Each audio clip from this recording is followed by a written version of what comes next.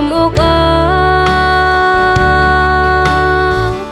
Judea ram chung Bethlehem qua chun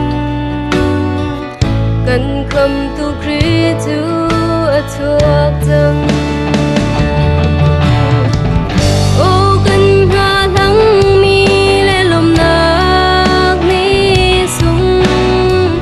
Merry Christmas liam ri tha lo Chung khá rê hôi gom đô thê lom nạc in Nung đi riêng in hân ri cơ du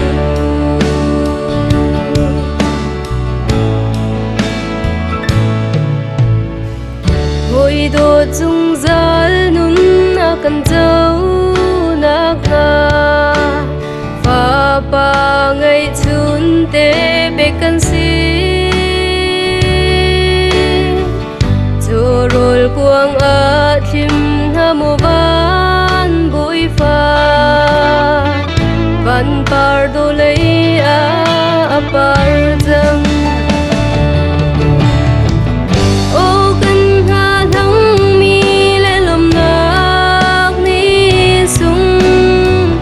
Merry Christmas liam ri tha lo Chung khá rê hôi gom đô thê lom nạc in Tung đi riêng in hân ri cơ du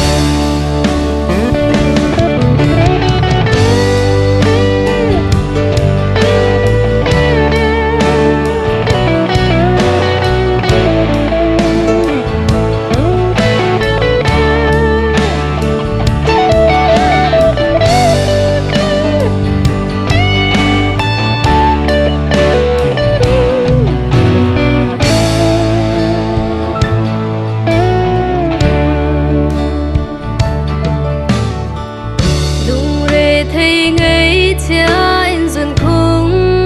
tuar mi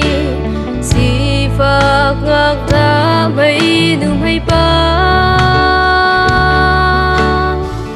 Niềm tu đình van bồi pha cho á chuak dần Ra u lo bia chiao na u si Ô cần hà thắng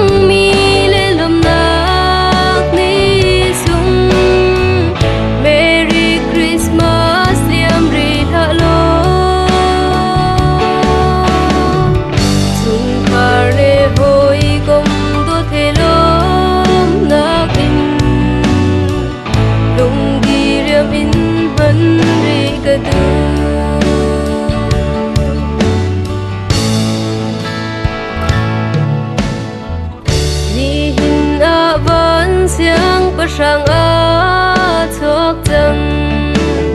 Ôi đốt cần chín lung bê u si Nát lại xua lại a tu rắc văn về chân Đây na por tu boy Giêsu tu Ô cần hà thắng